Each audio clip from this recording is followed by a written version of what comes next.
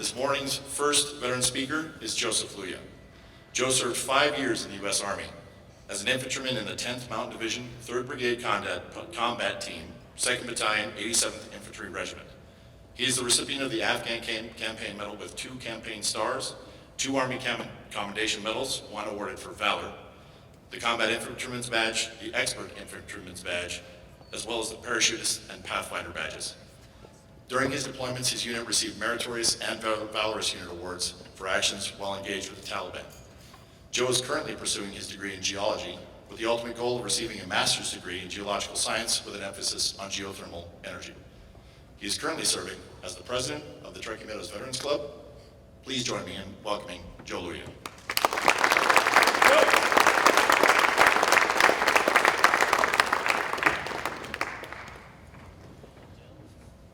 Thank you, Donald. Good morning, everyone. I'd like to start off by thanking you for allowing me to speak at this Engage event. It's funny, they asked me to speak, and I was overwhelmed with a multitude of uncomforts. And I thought of, who wants to hear me speak? The people who know me know that I'm not the best at public speaking. But if I lived in my comfort zone, where would I go and see, and how would I live? I keep thinking to myself, my story can help someone and impact their life. It can help them find their way through the windy road we call life. I would like to share a message that can possibly show them there is more to this story than the hell we have walked through or endured. I would also like to give you a brief glimpse into my life and what has brought me to this moment in time. My name is Joseph James Kioki Luia. I'm 34 years of age, and I was raised here in Reno, Nevada. Soon after high school, and a year in North Dakota playing college football, I joined the United States Army. I started that career due to my lack of mental stability or just being young, dumb, and careless. And I am currently finishing that up right now. My ever-growing pride to follow in my family's footsteps and fight for this great country and its installed ambiance burned a hole in my gut. Joining in that fashion for me had opened the doors to who I really was deep down inside. It gave me a sense of purpose and eagerness to be the best at everything that is put forth and in front of me for the greater good of this country. Fast forward a year. There I was sitting in a Humvee thousands of miles away from those who love me. The nostril-charring smell of cordite and CLB linger in the air. I'm surrounded by men that I would die for as they would do likewise for me. On a hillside in BFE, surrounded by Taliban in danger. We had just been in a 13-hour firefight, or TIC as we called them, where we had lost a good friend, man, father, and husband and soldier. We sit in silence. The dust of the medevac bird hasn't even settled. We are all living the what-if scenarios. If I had only did this or that, he would still be here. Moving on from that day, a sense of numbness set in. I was an infantryman. The mission must go on. Complacency can't overstep in the mission at hand. There was way too many instances like this one to elaborate upon.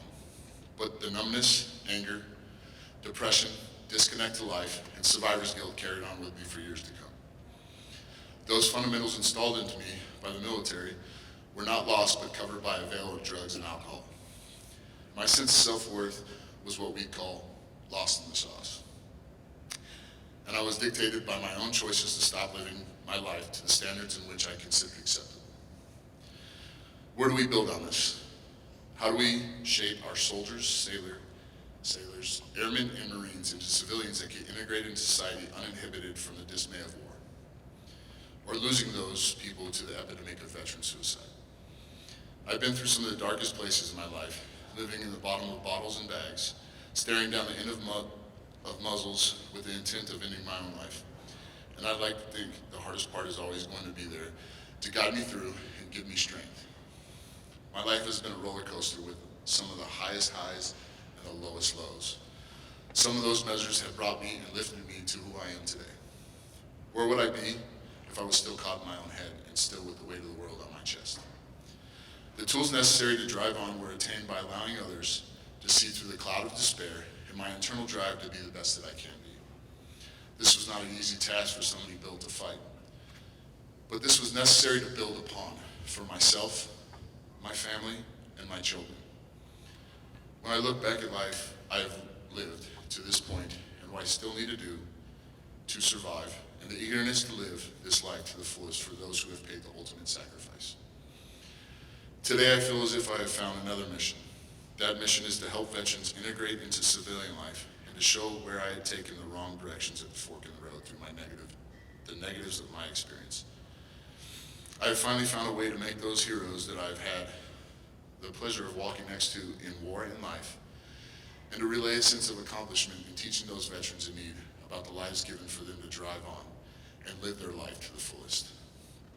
Through those understandings and skills, I hope I could relay a message to those veterans that they are not alone. I've been there, done that, and got a t-shirt.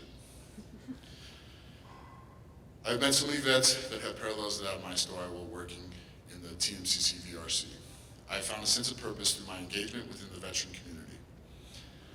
This newfound involvement has given me back the persistence to better myself and the tools necessary to help others. I encourage veterans to open the level of communications. If you're traveling down the same road as I have, ask for help. Reach out to your brothers and sisters you have served with because, believe it or not, they are having some of the same feelings and thoughts that you are. Just talking to somebody relieves that pressure and stress. Find a new task to fulfill your time, whether it be family, school, powerlifting, or hobbies that reconnect you to what you may have lost in the many thoughts that are inflicted by the depravity of war. Thank you for your time. Climb to glory.